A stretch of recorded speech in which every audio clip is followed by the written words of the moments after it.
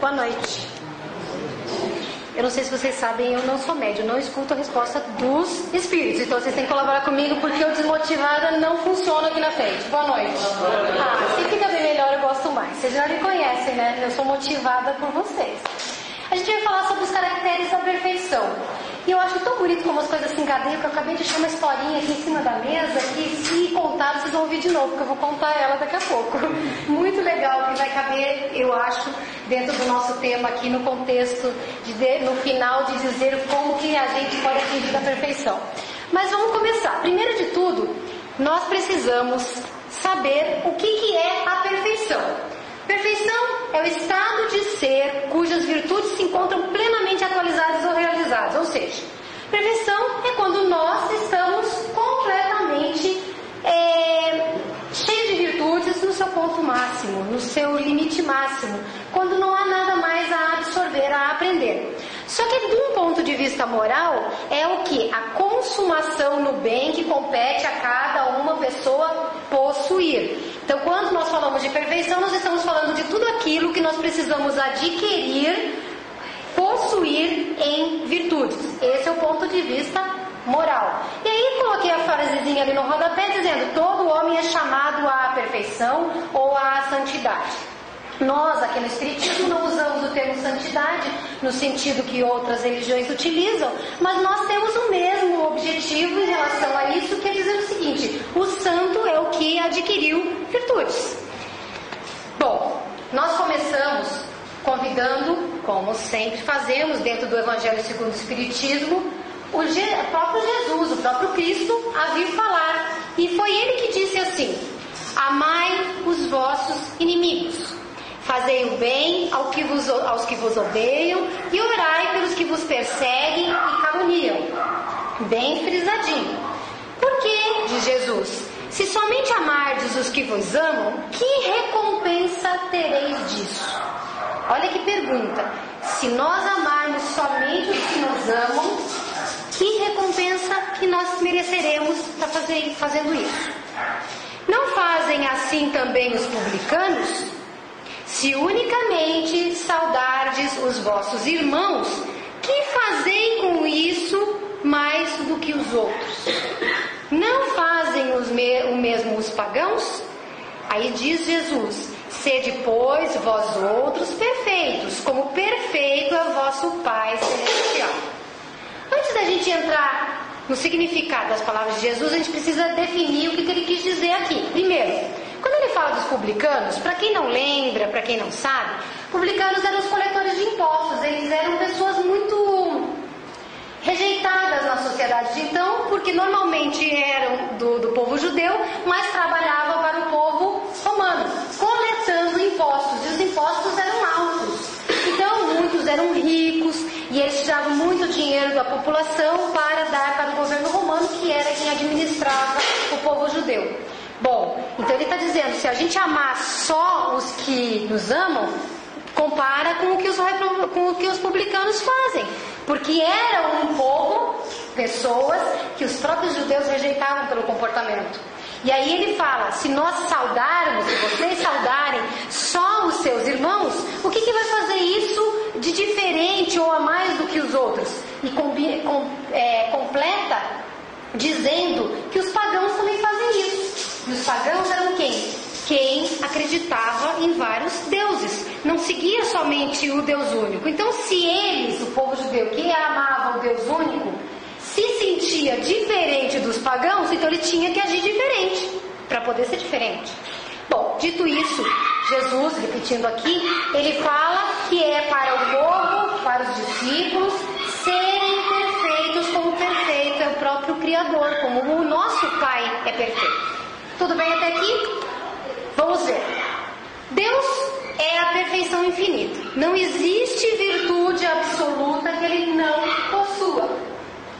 Quando Jesus fala: sede perfeitos como perfeito é o vosso Pai, será que Ele quis dizer que existe a possibilidade de nós também atingirmos a perfeição absoluta igualzinho a Deus? O que vocês acham?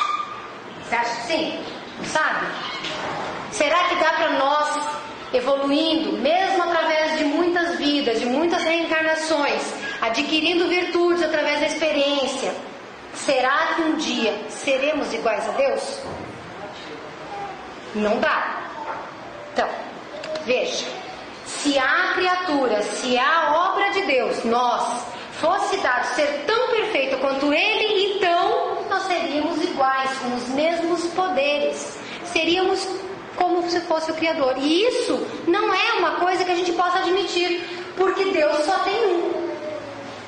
Considerando que o universo tem um tempo que é considerado infinito, nós não sabemos quando se deu a criação, desde o primeiro átomo de todo o universo. Então, se nós conhecemos que dentro do universo existem coisas de bilhões e bilhões e bilhões de anos, imagine o tempo da criação. Quantos espíritos já não seriam perfeitos iguais a Deus? E quantos deuses não haveriam? Só que Deus é Deus único. Então não pode ter sido isso que Jesus quis dizer. Mas Ele falou: sede perfeitos como perfeito é o vosso Pai. Então a gente precisa entender o que Jesus quer dizer. Os homens de então, não muito diferente, infelizmente, dos homens de hoje, eles não iam entender se Deus chegasse e dissesse assim: olha, se Jesus dissesse, Deus tem uma perfeição absoluta, não dá para ser igual a Deus, mas vocês precisam ser o mais parecido possível com Deus, então imitem todos os comportamentos que vocês entendem como sendo comportamentos divinos. O que Ele faz?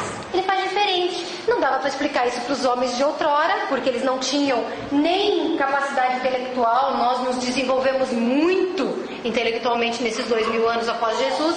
Eles não tinham cultura, era um povo muito simples, poucas pessoas sabiam ler, poucas pessoas tinham acesso ao estudo, tanto que normalmente quem sabia ler e escrever estava trabalhando para as questões da igreja ou do poder.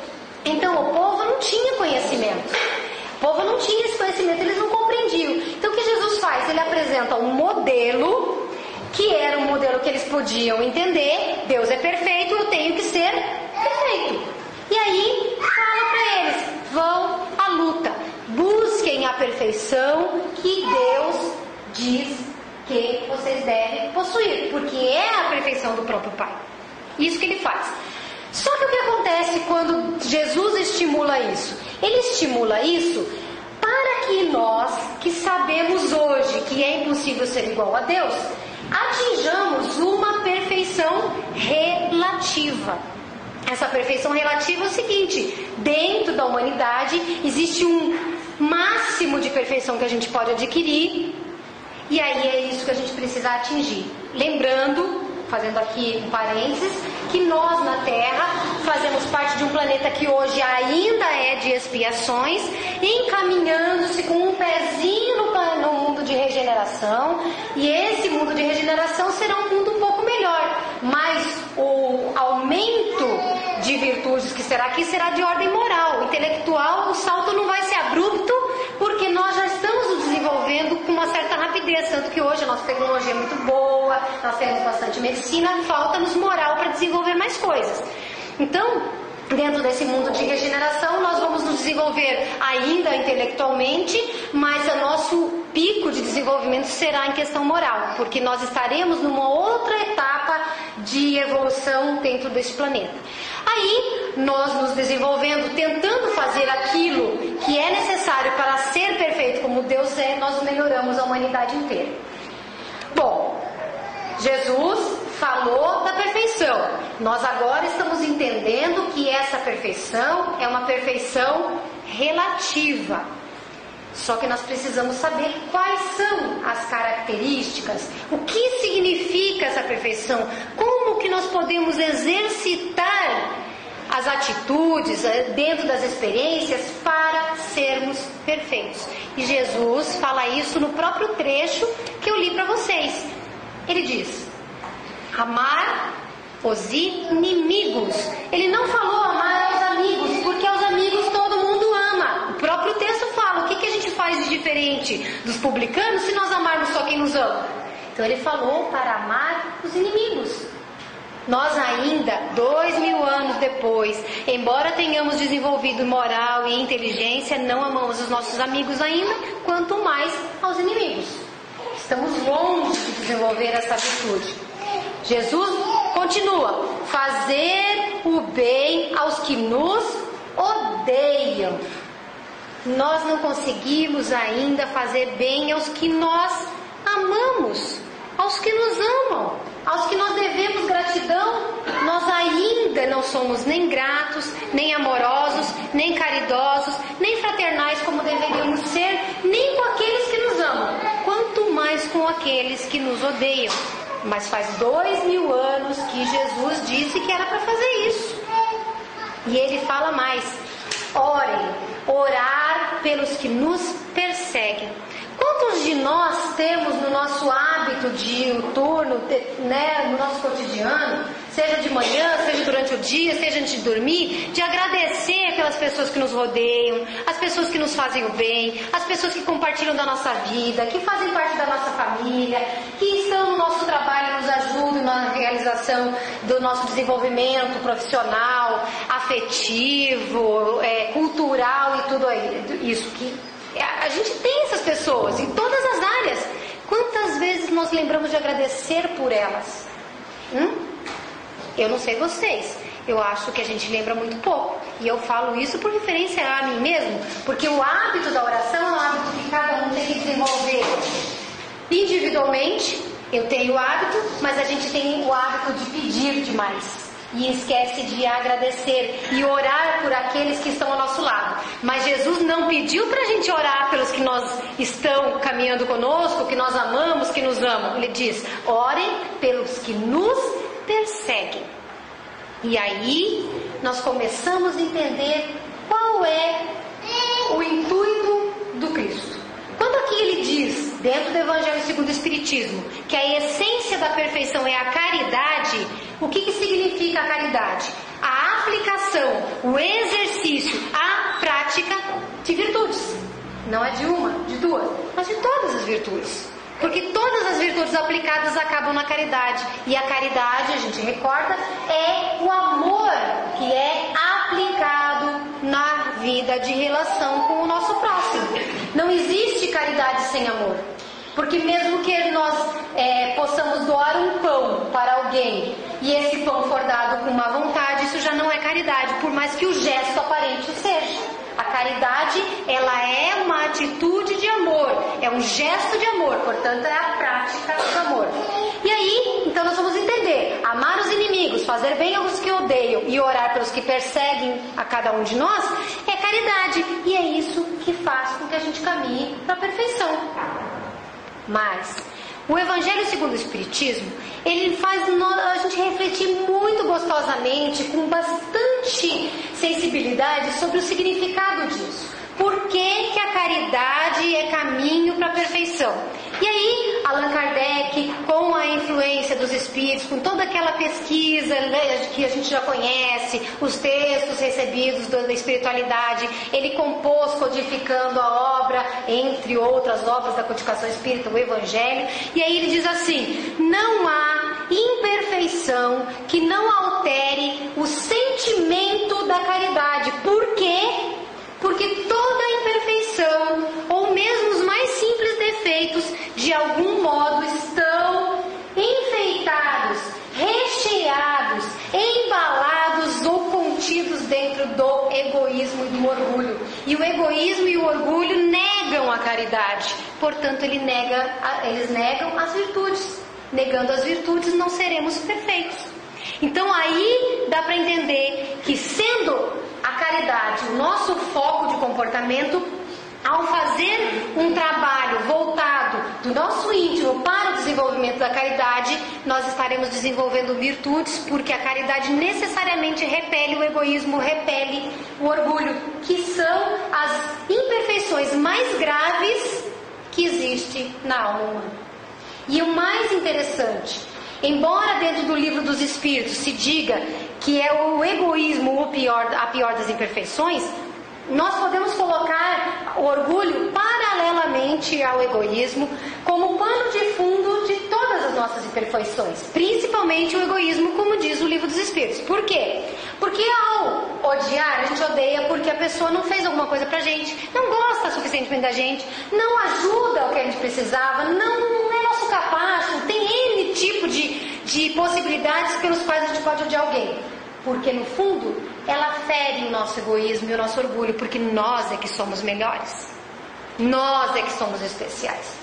Quando nós temos o orgulho e o egoísmo nos nossos atos, nós não conseguimos amar, nós não conseguimos deixar de ser maledicentes, nós não conseguimos deixar de ter inveja, nós não conseguimos deixar de ter rancor, de nos magoar, de exigir mais do que as pessoas podem nos dar, de querer ter posse naquela pessoa que está conosco caminhando. E eu não estou falando de marido ou mulher, ou de mãe e filho, em qualquer relação humana que a gente quer possuir o outro, nós queremos administrar a vida do outro. Aliás, é tão comprovado que nós queremos administrar a vida do outro, que tem aquele dito popular, que se conselho fosse bom a gente não dava, a gente vendia, porque nós somos pródigos em conselhos. Todo mundo sabe dar conselho, porque dirigir a vida do outro é muito fácil. Agora, eu quero saber se nós somos capazes de dirigir a própria vida. E aí, o Evangelho fala que tudo aquilo que sobreexcita, que estimula, que desenvolve, que deixa alerta o sentimento da personalidade, ele destrói ou pelo menos enfraquece os elementos da caridade. O que é o sentimento da personalidade? Eu. Tudo que valoriza o eu. Vejam, existe muita diferença entre o amar-se, o querer o próprio bem, o valorizar as suas capacidades, as suas virtudes, o esforço de querer coisas melhores em qualquer área afetiva, de saúde, cultural, material. Tudo isso nós podemos fazer e não quer dizer que seja egoísmo ou orgulho. Porque o auto-amor é uma necessidade. Tanto é uma necessidade que Jesus deixou claro que nós devemos amar ao próximo como a quem? Nós mesmos. Vocês falam baixinho, mas todo mundo sabe. Nós devemos amar primeiro a nós, para que consigamos amar ao próximo. Então, esse sentimento de auto-amor, de auto-reconhecimento, de busca de virtudes, de admissão de que está desenvolvendo, de que está evoluindo, ele não é ruim, não é um sentimento que diga necessariamente isso é orgulho, nem necessariamente isso é egoísmo. Ao contrário, nós precisamos saber valorizar o que somos, valorizar aquilo que nós estamos conquistando, porque se nós passarmos um ano inteiro na escola, fazendo exercício, fazendo prova, e a gente nunca acha que foi suficientemente bem, chega no final do ano nós estamos desanimados. Agora imagina na vida, a gente luta, desenvolve, e aí acha que não progrediu, eu não mudei nada. Deus que me perdoe, como eu digo, né? Deu um dia dizer que não mudei nada dentro do tempo de vida que eu tenho, porque nesse dia era melhor não estar encarnado. Vocês não concordam? Não, eu talvez ficando pegadinha, porque na verdade sempre é bom estar encarnado, mas é verdade nesse sentido hipotético, é que depois vocês vão sair dizendo que não vale pelo encarnar, e no sentido hipotético realmente não valeria a pena, porque estar aqui sem aproveitar o momento é o que? Jogar fora a encarnação. É a mesma coisa que pegar todas as oportunidades de vida, pôr numa lixeira e sentar em cima. Ninguém usa e eu também não. Então, na verdade, nós precisamos admitir, reconhecer que estamos lutando e que estamos desenvolvendo. Essa é uma necessidade.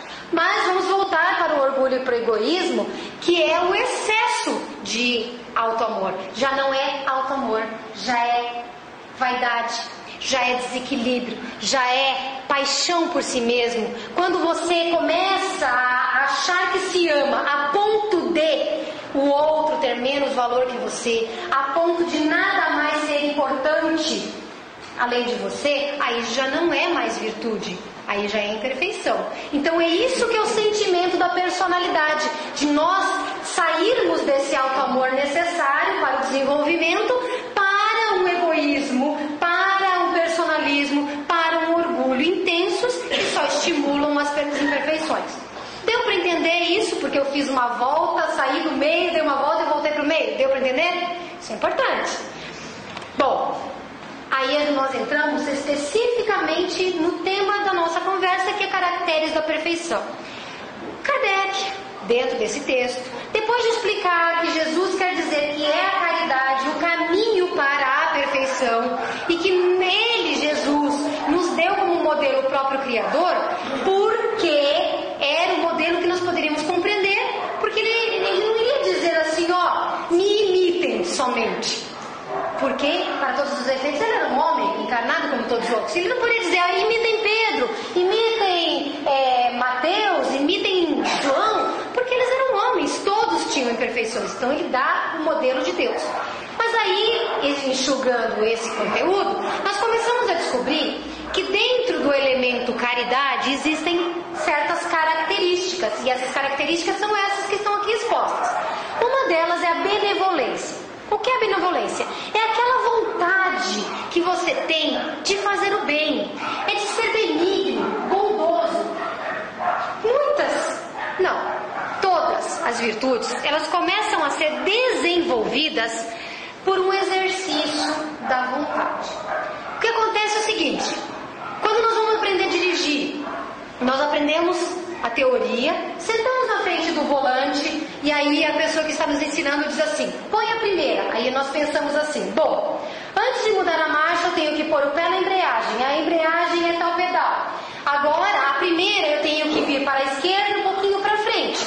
Agora eu solto devagarinho os pedais certos e vamos desenvolvendo. Beleza. Quando nós começamos a aprender a dirigir, nós temos que pensar o que fazer. Nas virtudes também. O que eu quero dizer é o seguinte, para ser benevolente, ninguém é benevolente assim de graça, porque nós não temos essa virtude.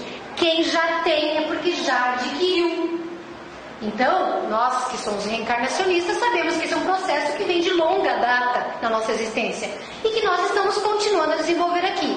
Então, ela é o quê? Uma vontade de fazer o bem. Quem não tem essa vontade de forma natural, ela vai exercitar. Puxa vida, eu preciso botar a marcha do meu carro em primeira. Eu preciso desenvolver algum ato de benevolência com o meu próximo. Eu não queria, é sábado de manhã, eu queria dormir até mais tarde, mas eu prometi que eu vou visitar o Lar dos Velhinhos. Então, eu vou visitar o Lar dos Velhinhos. Eu tenho que pensar, eu tenho que mandar uma ordem para mim mesma, dizendo, vai e faz. Porque isso é bom. Porque isso é um ato de benignidade, de bondade, de benevolência. Mas faz parte da caridade. Nós também temos a indulgência como uma das características, que é o quê? Perdão ou a atenuação, minimizar a falta cometida por alguém. Cabe dizer que as faltas, elas devem ser vistas, porque se nós não observarmos a falta do outro, o mal tomaria conta da sociedade.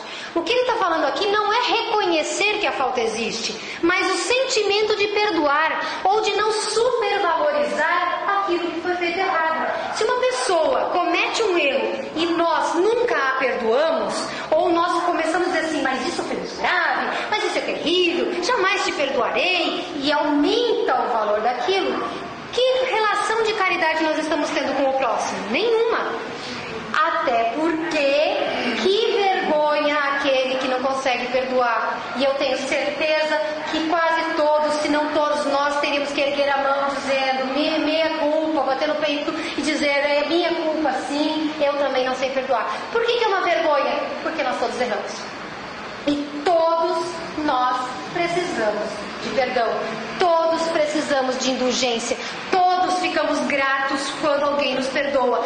Todos ficamos gratos quando alguém não supervaloriza a nossa falta. Consegue ver que nós estamos arrependidos, que nós estamos tendendo à mudança, à transformação. Então nós devemos esse gesto de caridade para o próximo.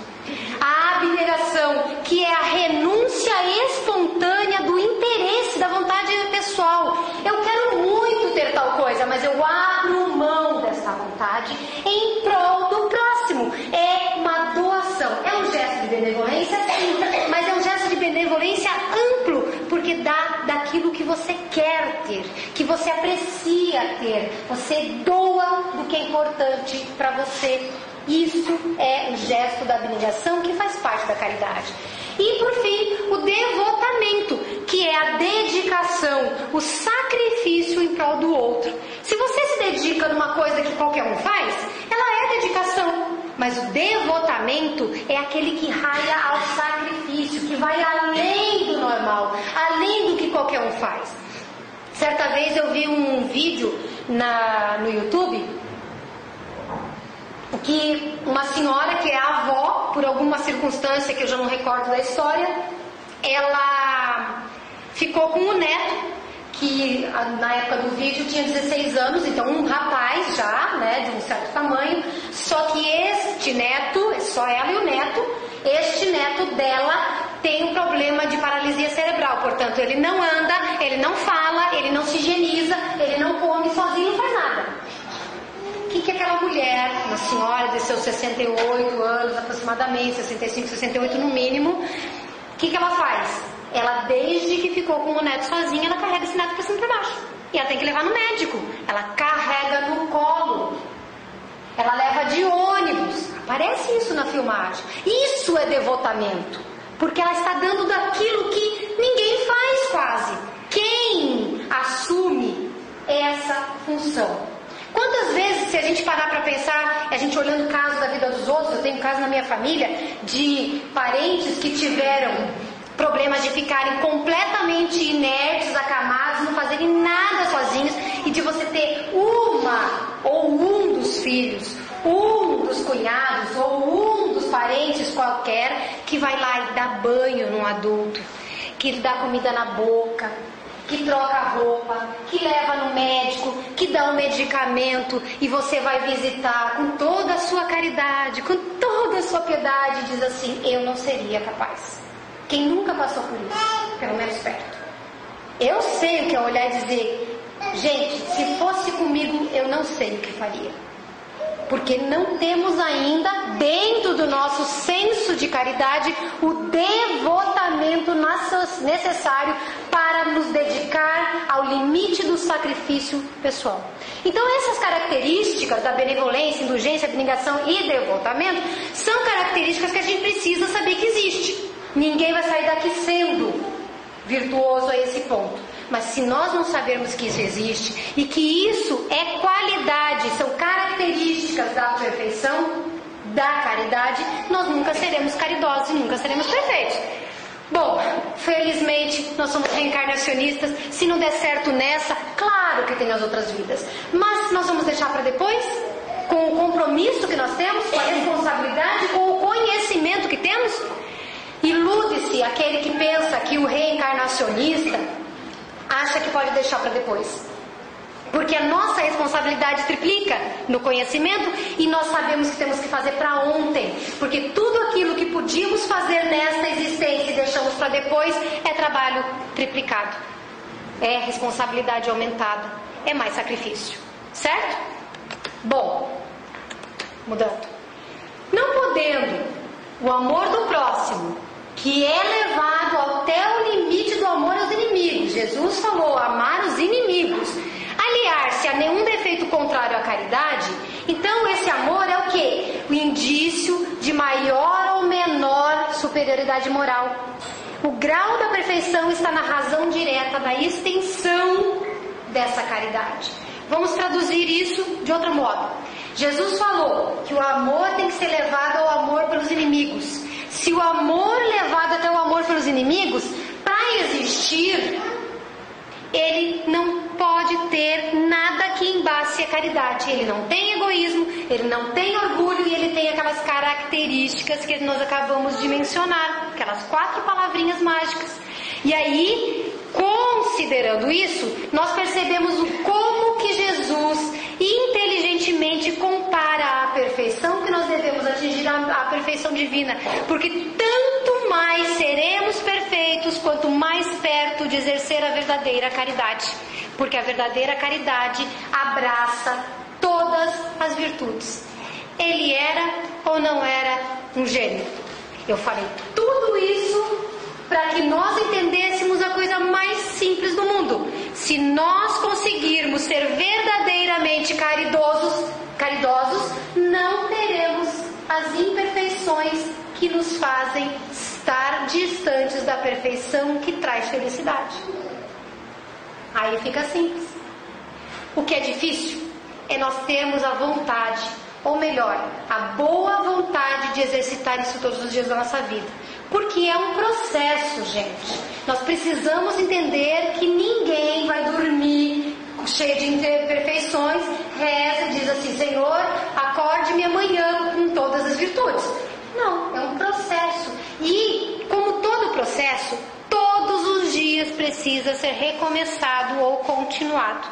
Porque nós falhamos um dia, temos que recomeçar. Se nós conseguimos um pouquinho num dia, no outro dia temos que continuar. Então, quando nós começamos a desenvolver alguma virtude, e eu falei que nós precisamos admitir que temos virtudes, nós temos que admitir que temos, mas ter que reconhecer também, humildemente, que não estão no nosso limite de perfeição, nenhuma das nossas virtudes. Então, nós começamos.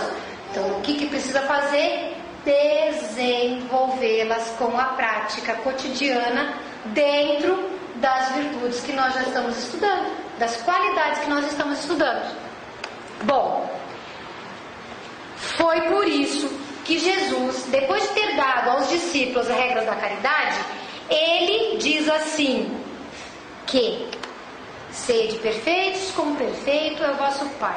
Em resumo, ele quer dizer que para ser perfeitos, do modo como dá para ser perfeito aqui na Terra, nesta encarnação, nesta humanidade, se nós não nos dedicarmos à virtude da caridade que abraça, que engloba, que envolve todas as virtudes, nós não seremos perfeitos. Dá para ser perfeito numa vida só? Dentro do limite da humanidade? Dá. Tanto dá que a gente viu o Chico Xavier aqui fazer isso. E outros grandes missionários fazerem isso. Mas vejam como é interessante. Como não existem seres perfeitos aqui, todos nós temos imperfeições de algum grau. Eu não sei se vocês sabem, por exemplo, que a Madre Teresa de Calcutá, que é um grande ícone da caridade, essa mulher escreveu textos e mais textos nos seus desabafos, em cartas, dizendo que ela tinha dúvidas da existência de Deus, de tanta miséria que ela via. Porque ela não era reencarnacionista, ela só podia olhar para os sofredores, pelos miseráveis e pensar: por que, Deus, que você permite que isso aconteça? Mas ela nunca deixou de limpar uma ferida, de consolar uma alma sofrida, de secar uma lágrima, porque apesar dela ter os momentos de crise de fé, ela viveu a caridade. Esse que é o segredo, porque todos nós temos medo, todos nós temos dúvidas, todos nós erramos, mas nós não podemos esmorecer. Se nós dormirmos num dia chateados, entristecidos, no dia seguinte temos que acordar com a ideia de que temos uma nova oportunidade. Tem até um texto que roda por aí de tudo quanto é modo, jornal, internet, dizendo que a cada dia nós temos, sei lá, não lembro o número, não sei quantos 1000 segundos num dia para a gente fazer a diferença na nossa vida e na vida do outro. São oportunidades únicas e ímpares para realizar. Se a gente não consegue ainda amar o outro bastante para fazer isso pelo outro, por um puro sentimento de caridade, tenhamos caridade por nós mesmos. Tenhamos amor por nós mesmos e digamos assim: bom, eu ainda não sou capaz de fazer pelo outro, mas eu vou fazer por mim. Eu vou amar o outro por mim. Eu vou fazer o bem ao outro por mim. Porque eu fazendo isso, eu aprendo como é bom realizar. E aí você acaba se amando, acaba amando o outro e acaba aprendendo a caminhar nessa direção da felicidade, que é a perfeição. Imagina, gente, se a gente tem momentos de felicidade aqui na Terra, que são de pequenas realizações, como o filho que nasce, a formatura depois de muita batalha conquistada, o trabalho que deu certo, o relacionamento com a pessoa que você ama, algum sonho que você conquistou. Se você consegue ficar feliz porque o sol brilhou de novo, porque a lua está cheia e é tão lindo ver uma noite de lua cheia, você consegue ficar feliz com essas pequenas coisas, mesmo tendo desgraça, miséria, sofrimento, guerra, fome, doença no mundo. Imagina o que é lutar e alcançar o mérito de viver num lugar onde não tem nada disso. Que tudo é beleza, que tudo é amor, que tudo é bondade, que tudo é relacionamento afetivo, sincero, sem hipocrisia. Eu não sei vocês, mas eu ambiciono demais isso.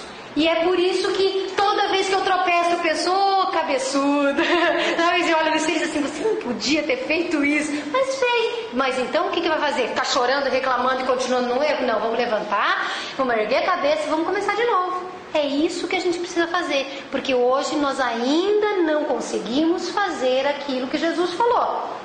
Mas nós somos deuses e não sabemos. Quem disse isso? Jesus.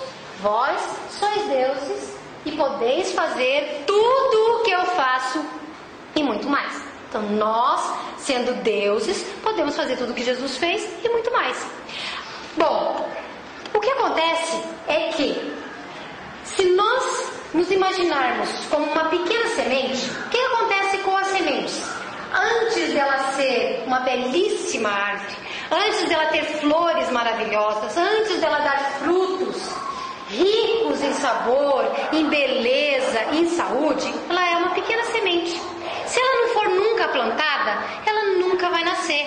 Mas se ela for plantada, se ela for adubada, se ela for irrigada, o que acontece com ela? Ela nasce. Hoje meu pai chegou no meu quintal, eu tenho uma área assim que está meio abandonada, com alguns materiais de construção que ainda não mexo, e tem lá uns ferros de andaime que são canos, né, aqueles canos montados assim, e ele está em cima apoiado num muro. Meu pai me chama e fala assim, venha ver que beleza. Meu pai, um senhorzinho de 80 anos, que ninguém dá 80 anos para ele porque ele é muito perspicaz, e ele é muito esperto, e ele é muito admirador da vida e da natureza. E aí ele chega e me chama e fala, venha ver uma coisa, e eu vou lá. O que ele veio me mostrar? Dentro desse ferro de andaime, que tem mais ou menos 1 metro e alguma coisa de altura, o mato que nasce embaixo penetrou pelo ferro. E aonde ele estava? Lá na boquinha do ferro em cima. Um tanto assim, mais ou menos, mais de 1 palmo por dentro do cano. O que eu quero dizer com isso? Acabei de falar da semente. Se a gente deixar essa semente que foi plantada crescer, só mostrando onde é que está a direção da luz, a gente vai longe. Qual é a nossa luz? Não é o amor de Deus? Não é o nosso objetivo maior atingir, merecer o amor daquele que nos dá amor todos os dias da nossa vida? Nós fazemos isso porque nós queremos a felicidade. Então, através da doutrina espírita, do cristianismo, nós temos o nosso sol. Nós já somos uma semente que foi plantada. Existe essa semente plantada dentro do nosso coração. Nós já queremos as virtudes. Nós já queremos fazer diferente. Nós já queremos mudar. Então, nós já temos a semente plantada. Nós já temos o adubo que é a nossa fé. E nós temos o sol lá nos chamando, nos atraindo. Nós podemos ser que nem a plantinha que nasceu por dentro daquele cano, daquele andaime. Daqui a pouco a gente está lá fora, lá no alto, se vendo tão longe. Porque se não tivesse o andaime com toda aquela sombra, com toda aquela dificuldade, com todos aqueles empecilhos, ela seria uma plantinha rasteira, porque ela não precisava crescer tão alto. Mas por que aquele matinho que fica no chão cresceu a esta altura de 1,5 metro mais ou menos para alcançar o sol? Nós somos potencialmente plantas iguais. Nós precisamos começar a agir. Ninguém quer, Deus não quer que nós demos mais daquilo que podemos. Se nós dermos só o que podemos, já é bastante. Um sorriso, uma palavra amiga, um estender de mão, um ouvir um pouquinho, fazer uma visita a um hospital, oferecer alguma coisa que você sabe que o outro está precisando. Gente, tem tantos pequenos gestos que são gestos de amor, que são gestos de caridade, e as pessoas são extremamente receptivas à caridade. Elas são extremamente receptivas ao amor. Mas eu falei que ia contar a história aqui que estava aqui em cima. Eu já estou quase falando mais do que eu devia. E eu vou contar assim mesmo. Aqui a história chama que é o anel. Aí diz que tem um rapazinho que ele está lá dizendo que não tem valor, que ele está se sentindo tão mal, tão por baixo. baixo, tão depressivo, e ele chega num professor dele, que era um professor muito bom, e ele chega para ele e fala assim: olha, professor, eu preciso muito desabafar, eu estou muito mal, eu não tenho valor, eu não sei o que eu faço da minha vida. Aí o professor fala: olha, você tem seu problema, eu também tenho o meu, e eu não posso te atender, te ajudar antes de resolver o meu problema. Você me ajuda a resolver o meu problema? Aí eu ajudo a resolver o seu. O mocinho, ele ficou meio assim, né? Quem não fica com uma resposta dessa? Só que ele pega e diz: bom, eu confio nele. Se ele está me falando isso, é porque ele precisa da minha ajuda, eu vou ajudar, e aí ele me ajuda. O professor diz assim: olha, é o seguinte, estou precisando vender esse anel. Você faz um favor para mim? Sai por aí. Não era nos dias de hoje, era antigamente. Sai por aí, vai oferecendo o anel e vende para mim, por favor. Só que é o seguinte, você não pode aceitar menos do que uma moeda de ouro. E aí ele sai. Aí eu lhe pergunto: você quer comprar esse anel? Ele é bonito, tudo. Aí a pessoa diz assim: ah, quanto custa? Ah, eu não posso aceitar menos do que uma moeda de ouro. Não, uma moeda de ouro não. Oferece pro outro, todo mundo recusa. Até que um velhinho assim de boa vontade diz assim: olha, sabe o que acontece? Uma moeda de ouro é muito dinheiro. Não dá para pagar isso pelo anel. Se no máximo fosse 3 moedas de prata, até daria para você vender, mas uma moeda não dá. O menino fica desesperado, porque ele precisa da ajuda do professor, não resolve o problema do professor, e ele não consegue resolver o próprio problema. Ele chega no professor não consegui vender, será que dá para aceitar 3 moedas de prata? Não, não dá. Faz o seguinte, para a gente saber por quanto a gente tem que vender, precisa avaliar. Vai no ourives que tem aqui em tal rua, pergunta para ele quanto é que custa esse anel. Quanto ele falar que custa é o que você pode vender. Aí o menino vai lá, o rapazinho vai lá, chega para o ourives pega, olha, analisa e fala assim: olha, eu não posso pagar mais do que 58 moedas de ouro para você. Bom, o menino fica de queixo caído, obviamente. Aí ele volta correndo: professor, você está querendo vender por uma moeda de ouro, mas vale 58 no mínimo. Aí o professor diz: então senta aqui, meu filho. Você está falando que você não tem valor, que você isso, que aquilo, está depressivo, não sabe o que fazer da sua vida, está sentindo que ninguém te ama, que ninguém te quer. Mas é o seguinte, para você ser avaliado, você tem que ser avaliado por quem entende. Quem entende do seu valor é Deus, é o Criador. Quem vê o que está dentro de você é Deus, o Criador. Eu estou fazendo umas adaptações na história. Para quem escutou a história original, provavelmente não foi desse jeito. Mas continuando, porque eu acho os balãozinhos aqui, mas a Maria não está contando direito essa história. Mas aí o que eu quero dizer é o seguinte: por que eu estou fechando a nossa conversa com a historinha do anel? Porque cada um de nós é aquele anel. A gente às vezes pensa que não tem potencial, não tem valor. Eu não consigo ser caridoso, eu não consigo fazer tudo isso. Consegue. Porque o verdadeiro avaliador, que é quem te deu a vida, quem é que nos criou, quem nos fez, ele nos fez com a máxima qualidade. A gente vale muito. Jesus falou, repetindo: vós sois deuses e podeis fazer tudo o que eu faço e mais. Então, lembra que cada um de nós é esse pequeno anel, que às vezes a gente se olha no espelho e diz assim: eu valho só 3 moedas de prata. Ninguém vai pagar por mim uma moeda de ouro, mas o Criador paga muito mais para nos ver com o valor que nós temos. Se cada um de nós aprender a se amar o bastante para poder aprender o que é a virtude da caridade e aí amar o seu próximo, não só estaremos dentro do que Jesus falou, que é a verdadeira caridade, o caminho da perfeição, como ainda estaremos muito perto também de ser felizes. Ok? Ficou tudo em ordem? Gente, muito obrigada pela atenção de vocês. Eu espero ter dado um impulso novo ou renovado esses impulsos que a cada semana, cada orador, cada expositor traz para vocês aqui, dizendo: não percam tempo, não desistam, porque cada segundinho do nosso tempo, ele é muito importante. A gente não sabe se está aqui amanhã, e aí se a gente não tiver que fazer uma retrospectiva, o que é que nós vamos encontrar que nós fizemos? Não percam tempo, vamos começar a exercitar essas virtudes desde o momento presente. E quem já está fazendo, Vamos colaborar para fazer ainda com mais intensidade, com mais amor, tá bem?